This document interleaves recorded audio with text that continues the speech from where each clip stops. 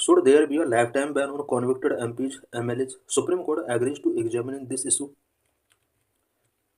Why news?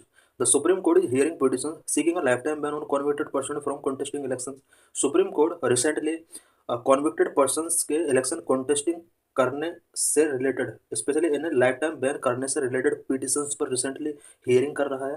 The centre has question the logic behind the demand for a life time ban on convicted politicians from contesting elections और being nominated to parliament और state legislature. Central government ने इससे related कुछ question raise किए हैं. जिस तरह से कॉन्विक्टेड पॉलिटिशियंस का इलेक्शन कॉन्टेस्टिंग करने के लिए लाइफ टाइम बैन की डिमांड की जा रही है, सेंट्रल गवर्नमेंट ने इसको क्वेश्चन किया है. इट मीन्स इससे रिलेटेड कुछ इशूज इसने रेज किए हैं. सेंट्रल गवर्नमेंट चाहती है कि इस तरह का जो लाइफ टाइम बैन के लिए डिमांड की जा रही है ये नहीं होना चाहिए.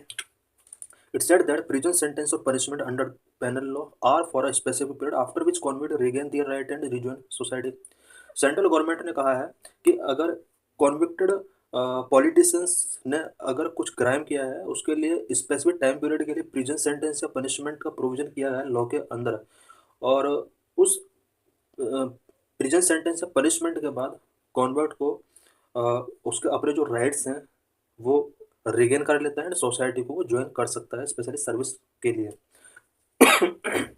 Sorry. The centre was responded to pleas seeking a life time ban on convicted politicians from contesting elections. Central government ने जो ये रिस्पॉन्ड नहीं किया है, स्पेशली इसलिए ये रिस्पॉन्ड नहीं किया है बिकॉज सुप्रीम कोर्ट के अंदर कॉन्विक्टेड पॉलिटिशियंस के इलेक्शन कॉन्टेस्टिंग करने के लिए लाइफ टाइम बैन से रिलेटेड पिटिशंस पर हियरिंग हो रही थी. इससे रिलेटेड सुप्रीम कोर्ट ने सेंट्रल गवर्नमेंट से रिस्पॉन्ड सीख किया था और ये रिस्पॉन्ड सेंट्रल गवर्नमेंट के द्वारा गिवन किया गया है. What are the legal provisions? Section 8(3) of the Representation of the People Act 1951, RPA Act 1951, provide for the disqualification of a person convicted for a criminal offence and sentenced to imprisonment for not less than 2 years. RPA Act 1951 section 8(3) के अंदर provision किया गया है कि अगर कोई भी person criminal offence convict declare हो जाता है तो, और इस केस में अगर उसे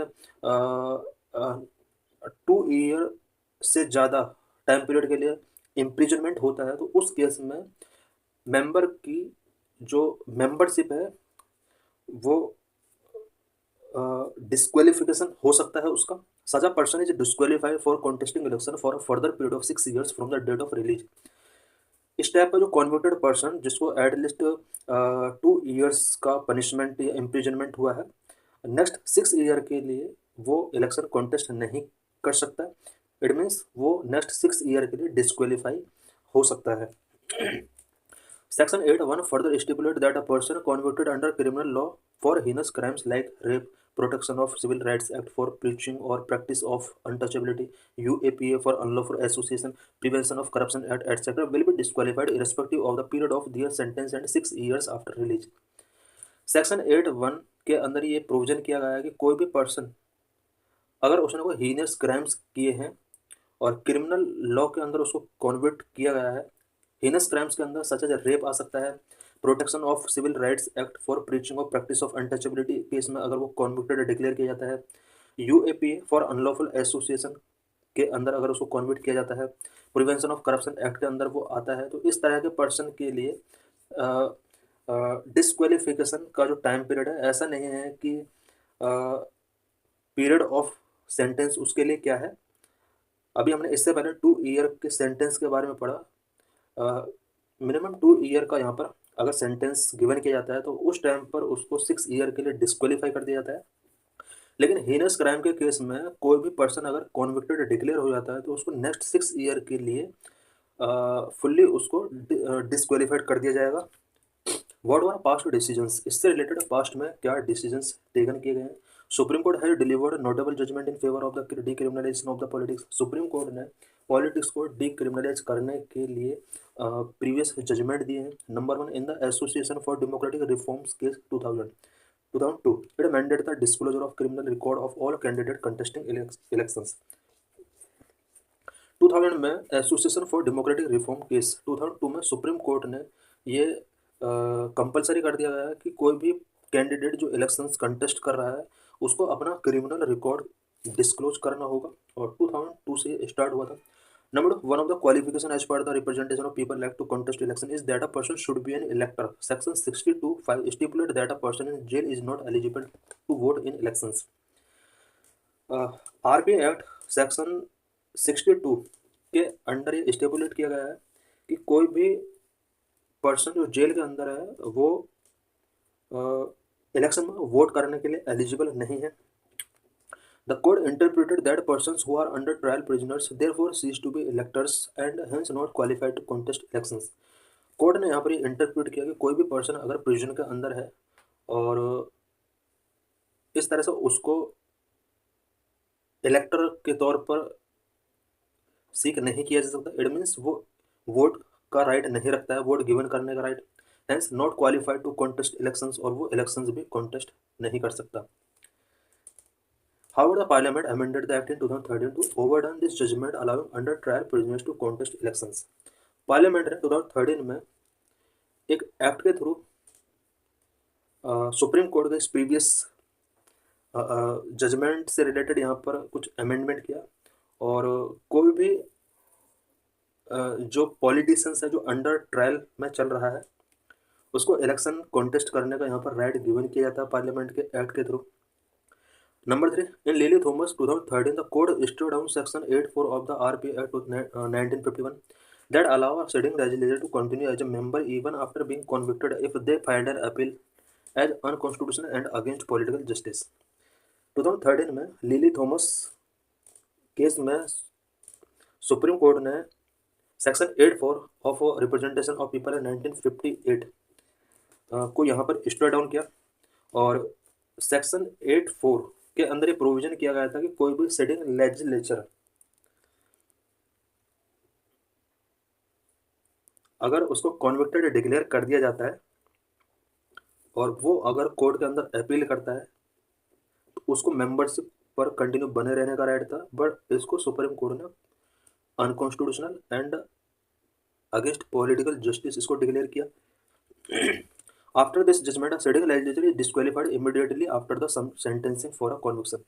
सुप्रीम कोर्ट के डिसीजन के बाद किसी भी कॉन्विक्टेड पर्सन को सेंटेंस जैसे ही गिवन किया जाता है वो डिस्क्वालीफाइड डिक्लेयर कर दिया जाता है। Number 4, section 11 of the representation of people act 1951 provide that the election commission में रिमूव एनी डिस्क्वालिफिकेशन और reduce the period of disqualification of a convicted person. RPI act section 11 के अंदर प्रोविजन किया गया है इलेक्शन कमीशन चाहे तो किसी भी कॉन्विक्टेड पर्सन की डिस्क्वालिफिकेशन पीरियड को रिड्यूस कर सकता है। It utilise this power in September 2019 to reduce the disqualification period of Prem Singh Tamang including CM of Sikkim from 6 years to 13 months while which allowed him to contest and win a by election। Election commission ने पहली बार अपनी इस power का use 2019 में किया था। 2019 में प्रेम सिंह तामंग इसका 6 year के लिए यहाँ पर इम्प्रिजनमेंट डिक्लेयर किया गया था, स्पेशली डिस्क्वालिफिकेशन इन्हें गिवन किया गया था, बट इनके इस डिस्क्वालिफिकेशन टाइम पीरियड को 13 month तक के लिए रिड्यूस कर दिया। It was a questionable decision of the election commission to have reduce the qualification period of a convicted person under the prevention of corruption act considering इस various recommendations to curb criminalisation of politics. Election commission का जो ये decision था disqualification time period को reduce करने का, ये various issues raise करता है, बिकॉज इस तरह से इलेक्शन कमीशन को पावर नहीं मिलनी चाहिए जिस तरह से प्रोविजन की गई है। What is the current petition? The current petition seek a life time ban on convicted persons from contesting elections। The petitioner argue that if a convicted person is not eligible to for even a junior grade government job, how could they become lawmaker 6 years after serving their sentence? Current petition जो file किया गया है court के अंदर वो convicted persons के election contesting करने के लिए बैन करने से रिलेटेड है। पिटिशनर ने आर्गू किया है कि कॉन्विक्टेड पर्सन अगर जूनियर ग्रेड गवर्नमेंट जॉब के लिए एलिजिबल नहीं है तो वो डिसीजन मेकर आफ्टर 6 years कैसे बन सकता है। Criminalisation of politics in India, India में पॉलिटिक्स का किस तरह से क्रिमिनलाइजेशन हो रहा है। A report by ADR stated that 251, 46% of 543 elected MPs in 2024 have criminal cases against them, and 171, 31% face serious criminal charges including rape, murder, attempt to murder and kidnapping।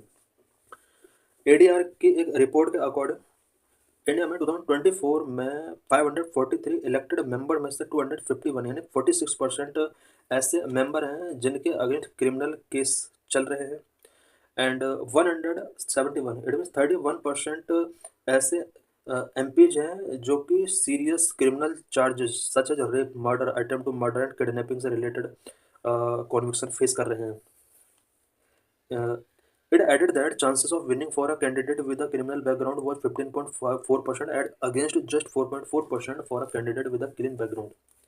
ADR की report ये भी show करती है कि criminal background वाला candidate का जो winning chance है वो 15.4% है, जबकि क्लीन बैकग्राउंड वाला कैंडिडेट का विनिंग का जो चांस होता है वो 4.4% होता है। The law commission in 1999 and 2014 and the election commission on various occasions have highlighted the need to curb the criminalization of politics. Law commission ने भी 1999 में एंड 2014 में और साथ में इलेक्शन कमीशन ने वेरियस ओकेजन्स पर क्रिमिनलाइजेशन ऑफ पॉलिटिक्स को कर्व करने का यहाँ पर नीड फील किया। They have recommended that even persons against whom charges are framed by a competent court for an offence that entails punishment of more than 5 years should not be allowed to contest elections. Law commission और election commission ने भी ये recommend किया पहले कि persons जिनके against competent authority के द्वारा चार्जेस फ्रेम किए गए हैं और जिन्हें पनिशमेंट गिवन किया जा चुका है मोर देन 5 इयर्स के लिए, जिन्हें पनिशमेंट गिवन किया गया है, उन पर्सन्स को इलेक्शन कंटेस्ट करने से बैन करना चाहिए। What can be the way forward? Meanwhile, the power vested with Election Commission for reducing or removing the period of disqualification of a convicted person should be reviewed by the court for its constitutional validity. Election commission को जिस तरह से disqualification period को remove करने या उसको reduce करने का पावर मिला हुआ है, सुप्रीम कोर्ट को इसको रिव्यू करना चाहिए। इसकी कॉन्स्टिट्यूशनल वैलिडिटी क्या है उसको यहाँ पर रिव्यू करने का नीड है।